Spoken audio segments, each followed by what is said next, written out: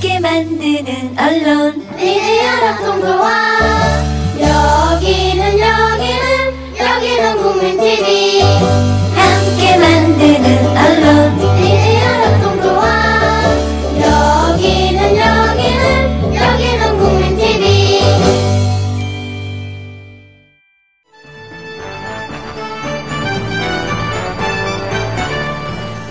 국민라디오 정오뉴스.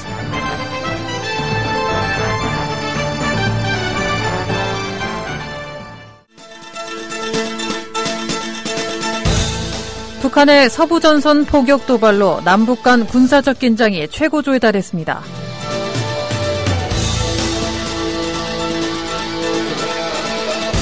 한미 양국군이 북한군의 서부전선 포격 도발 사건에 대응해 연합작전 체제에 돌입했습니다.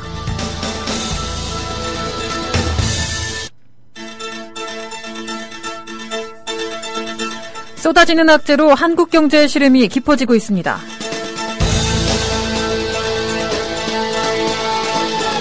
올해 60세인 남자는 앞으로 23년가량을, 여자는 28년 정도를 더 산다는 분석 결과가 나왔습니다. 잠시 후 스튜디오에서 뵙겠습니다.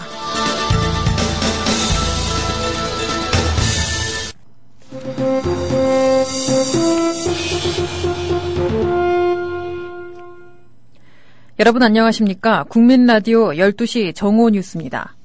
먼저 정치부문 뉴스입니다. 북한의 서부전선 포격 도발로 남북 간 군사적 긴장이 최고조에 달했지만 우리 기업의 개성공단 출입경 절차는 대체로 정상적으로 진행됐습니다.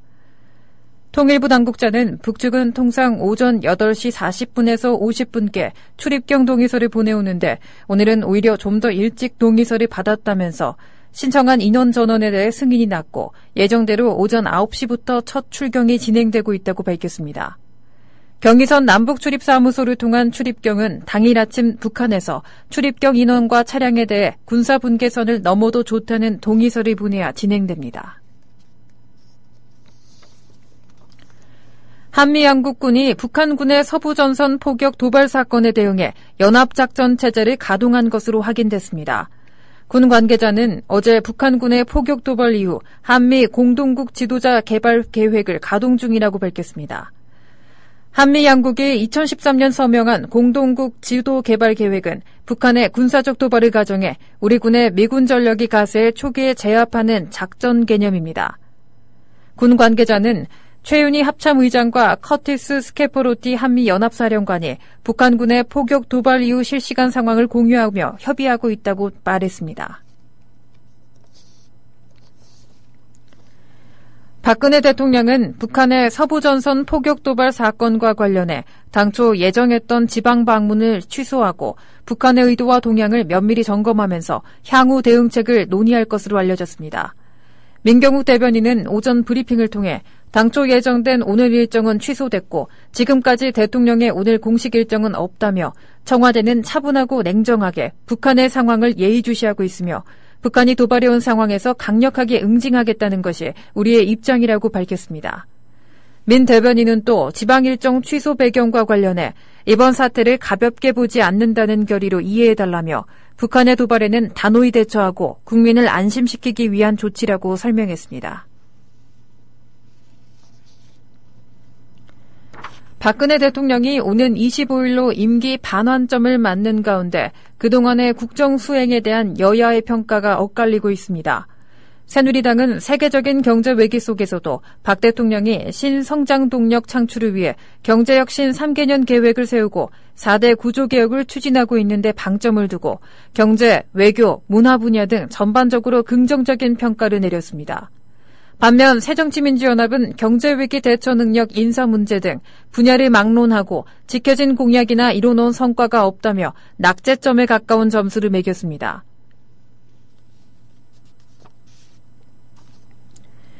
감사원이 중동호흡기 증후군 사태와 원인과 진상을 규명하기 위해 금주부터 감사에 착수한 것으로 파악됐습니다. 감사원 관계자는 연합뉴스와의 통화에서 메르스 사태 관련 기관에 40명의 감사관을 보내 예비감사를 시작했다고 밝혔습니다. 이번 감사는 지난 11일 메르스 사태에 대한 메르스 사태에 대해 복지부 감사 요구안이 국회 본회의를 통과한 데 따른 것이며 대상 기관은 보건복지부, 식품의약품안전처 등입니다. 주요 감사 항목은 정부의 초동대응부실과 보건당국의 메르스 환자 발생 병원을 공개하지 않은 이유, 그리고 감염병 대응체계 등입니다. 이어서 경제부문 뉴스입니다. 쏟아지는 악재로 한국 경제의 시름이 깊어지고 있습니다. 지난 6월 내수 경제에 엄청난 타격을 준 중동호흡기 증후군의 충격에서 벗어날 즈음에 중국의 위안화 평가절하와 증시 불안의 그늘이 엄습한 데 이어 한국 경제의 고질적인 불안 요인인 북한 리스크까지 재발했습니다. 경제 전문가들은 반복되는 북한 리스크에 어느 정도 내성이 생기긴 했지만 현 경제 상황이 전반적으로 좋지 않은 상황에서 다른 대외 요인까지 불안정해 이전보다 예상외로 큰 충격을 줄 수 있다고 우려하고 있습니다. 남북 간 긴장을 고조시키는 북한 리스크가 장기화할 경우 올해 3%대 경제 성장률을 지키려는 정부의 정책 방향에도 차질이 빚어질 것으로 예상됩니다. 롯데그룹이 공정거래위원회에 제출한 지분구조 관련 자료에 신동주 전 일본 롯데 부회장 개인과 관련된 내용은 빠진 것으로 드러났습니다. 롯데그룹 고위 관계자는 신동주 전 부회장이 개인정보 공개를 승인하지 않아 신 전 부회장과 관련된 지분 정보 등은 제외하고 공정위에 자료를 전날 제출했다고 덧붙였습니다. 이 관계자는 그룹 동일인의 신격호 총괄회장과 신동빈 롯데그룹 회장의 지분 등과 관련한 자료는 이미 제출했다며 허용하는 범위 내에서 정부에 최대한 협조할 것이라고 말했습니다. 정부가 추가 경정 예산을 포함한 하반기 주요 재정 사업을 신속히 집행하기로 했습니다. 정부는 서울 여의도 한국수출입은행에서 노형욱 기획재정부 재정관리관 주재로 제9차 재정관리 점검회의를 열어 하반기 재정집행 계획을 점검했습니다. 정부는 올해 초 재정집행 계획 313조 3천억 원 가운데 7월 말까지 206조 5천억 원을 달성해 애초 7월까지 계획보다 0.6%를 초과 달성했습니다. 도로 위의 흉기로 불리는 일명 대포차 2만 5천여 대가 전국을 무단 질주 중인 것으로 드러났습니다. 국토교통부가 오늘 국토교통위원회 소속 새누리당 김희국 의원에게 제출한 자료에 따르면 2015년 6월 말 기준 전국적으로 대포차 2만 5,741대가 신고됐습니다. 경찰 등 일각에서는 대포차를 전국 12만 대까지 추정했지만 국토부는 자동차 명의자가 자신의 차량이 대포차로 이용되는 것 같다고 의심하는 등 불법 명의 신고 차량이 2만 5천여 대이기 때문에 실제로는 이보다 조금 많은 수준으로 추정하고 있습니다. 대포차란 합법적인 명의 이전 절차를 거치지 않고 무단으로 거래해 실제 운전자와 등록상 명의자가 다른 차량을 뜻합니다. 배기량 대신 차값을 기준으로 자동차세를 부과하는 방안이 추진됩니다. 현행 배기량 기준으로 자동차 세금을 내게 되면 국산차 대신 값비싼 외제차 소유자만 유리하기 때문입니다. 업계에 따르면 새누리당 심재철 의원은 현재 배기량 기준으로 부과하는 자동차세를 자동차의 가액 기준으로 변경하는 내용의 지방세법 일부 개정안을 마련함에 따라 공동 발의를 거쳐 조만간 국회에서 제출할 예정입니다. 현행 지방세법은 배기량을 기준으로 자동차세를 부과하고 있습니다. 삼성이 세계 TV 시장에서 10년 연속 점유율 1위를 눈앞에 두고 있다는 시장조사기관의 발표가 나왔지만 판매 대수 기준으로 보면 한국 업체들의 점유율이 심각하게 떨어지는 추세인 것으로 드러났습니다. 전반적으로 TV 시장이 불황의 늪에 빠진 가운데 한국을 대표하는 브랜드인 삼성과 LG 모두 판매량이 올해 상반기에 지난해 동기보다 나란히 약 15%씩 줄어든 것으로 집계됐습니다. 시장조사기관인 디스플레이서치에 따르면 세계 TV 시장은 미국발 금융위기가 닥친 2009년 이후 처음으로 상반기 누적 판매량 1억 대에 미치지 못했습니다. 삼성에 이어 SK와 두산이 내수 진작을 위해 오는 10월 31일까지 국내 전역에서 펼쳐지는 코리아 그랜드 세일에 적극적으로 동참하기로 했습니다.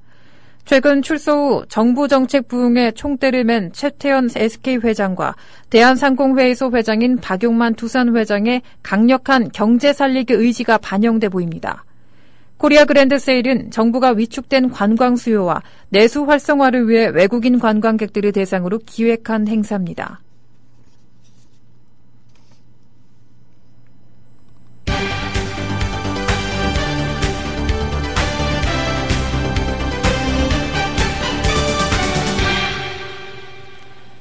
계속해서 사회부문 소식 전해드리겠습니다. 올해 60세인 남자는 앞으로 23년가량을, 여자는 28년 정도를 더 산다는 분석 결과가 나왔습니다. 국민연금공단에 따르면 국민연금연구원 최장은 부연구위원은 이런 내용의 장기재정 추계를 위한 사망률 전망 연구보고서를 내놨습니다. 국민연금 제도는 공적 노후소득 보장장치로 수급자가 죽을 때까지 연금을 주게 돼 있기에 인구의 고령화에 따른 기대 여명 등의 변수에 민감합니다. 이 때문에 정확한 미래 사망률 예측은 주된 관심 대상으로 떠오르고 있습니다. 경찰청 사이버안전국은 북한 포격 도발과 관련해 국방부를 사칭해 허위 징집 문자를 작성해 유포한 혐의로 김모 씨를 붙잡아 조사하고 있다고 밝혔습니다. 경찰에 따르면 김 씨는 북한의 포격 도발이 보도된 직후인 전날 오후 6시 30분께 허위 징집 문자를 작성해 카카오톡으로 군대 시절 선후임 4명에게 유포한 혐의를 받고 있습니다. 김 씨가 작성한 문자는 대한민국 국방부와 전쟁 임박 시 만 21세에서 33세 전역 남성 소집이라며 뉴스, SNS, 라디오 등 전쟁 선포 확인되면 기본 생필품을 소지하고 국방부 홈페이지에서 장소를 확인한 뒤 긴급히 소집 요망이라는 내용을 담고 있습니다. 한국도로공사는 이번 주 토요일인 22일 전국 고속도로 교통량이 442만 대로 평소 여름철 주말 수준으로 예상된다고 밝혔습니다. 다만 영동선은 다른 노선보다 혼잡해 서울에서 강릉까지 4시간 정도 소요될 전망입니다. 이번 토요일 수도권을 빠져나가는 차량은 43만 대로 추정됩니다. 대도시간 최대 소요시간은 서울을 기점으로 대전까지 2시간, 강릉까지 4시간, 부산까지 5시간 10분, 광주까지 3시간 40분, 목포까지 4시간 40분입니다. 경부선은 오전 11시쯤 오산에서 안성, 영동선은 같은 시간 이천에서 여주 휴게소 구간이 가장 혼잡할 것으로 예상됩니다. 총리 출신으로는 헌정 사상 처음으로 실형을 선고받아 수감을 앞둔 한명숙 전 국무총리는 대법원 판결에 대해 법원의 판결을 따르지만 유감스럽게도 인정할 수 없다며 양심의 법정에서는 저는 무죄라고 밝혔습니다. 한 전 총리는 대법원 판결 후 당 대표실에서 열린 신공안 탄압 저지 대책위 회의에서 발표한 입장 발표문을 통해 공정해야 할 법이 정치 권력을 휘둘려버리고 말았다며 법리에 따른 판결이 아닌 정치 권력이 개입된 불공정한 판결이라며 노무현 전 대통령으로 시작된 정치 보복이 한명숙에서 끝나길 빈다고 밝혔습니다. 어린이집과 유치원의 환경 안전 상태를 평가하는 이른바 환경 안심 인증 제도가 도입됩니다. 장기적으로는 법 개정을 통해 인증시설의 재정을 지원하는 방안도 추진됩니다. 환경부는 어린이 활동공간 환경안심인증제에 따라 우수시설로 평가받은 14개 시설에 인증서를 발급했다고 밝혔습니다. 이 제도는 환경보건법, 실내공기질관리법, 성면안전관리법으로 나눠진 어린이집, 유치원에 대한 환경관리 규정을 하나로 모아서 평가, 인증하는 제도입니다. 학부모에게 환경적으로 안전한 어린이집과 유치원 정보를 제공하고 운영자에게는 시설 개선을 유도하기 위해 4월부터 시범사업 형태로 추진됩니다.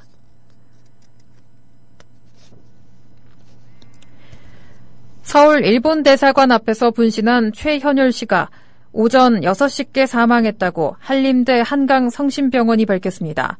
최 씨는 광복 70주년을 앞둔 낮 12시 40분께 서울 일본대사관 앞에서 열린 수요 집회 도중 유서와 성명서를 남기고 자신의 몸에 인화물질을 뿌리고 숨졌습니다. 전신에 심한 화상을 입은 최 씨는 서울 영등포구 한강성심병원에 옮겨져 치료를 받았지만 끝내 의식을 회복하지 못하고 분신 9일 만에 숨을 거뒀습니다.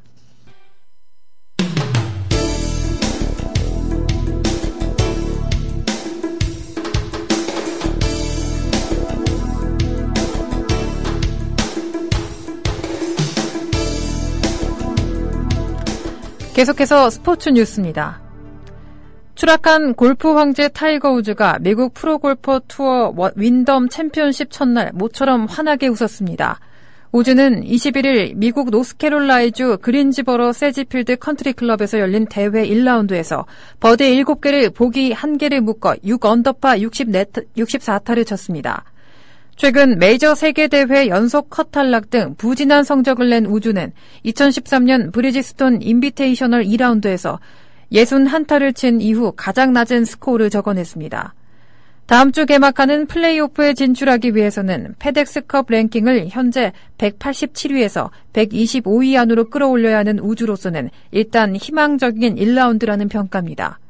이번 대회에 처음 출전한 우즈는 우승 또는 단독 2위를 해야 플레이오프 진출이 가능합니다. 남북이 어제 최전방 서부전선인 경기도 연천 지역에서 포탄을 주고받는 포격전을 벌인 가운데 우리나라 유소년 축구팀이 국제대회 참가차 평양에 머물고 있어 안전에 대한 우려가 제기되고 있습니다.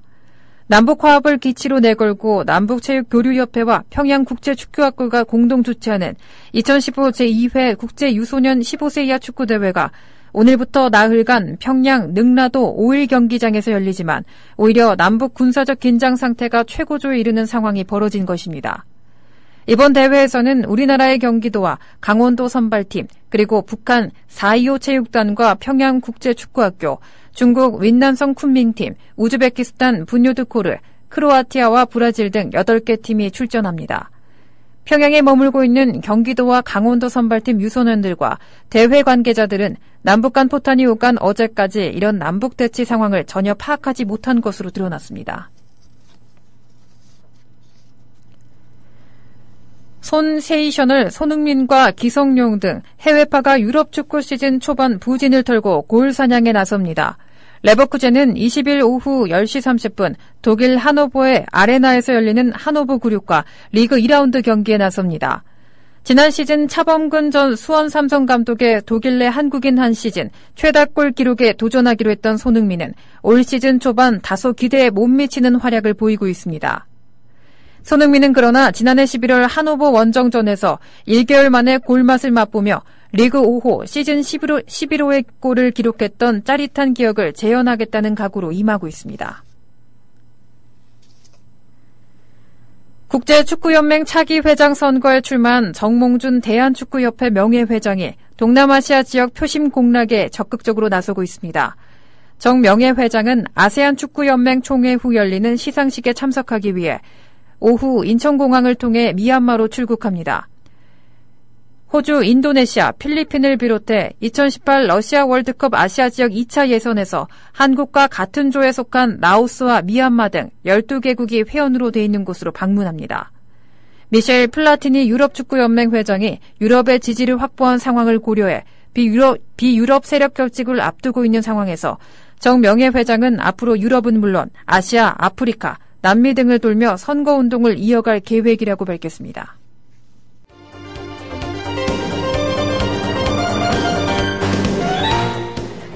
이상으로 뉴스를 마칩니다. 함께해 주신 여러분 고맙습니다.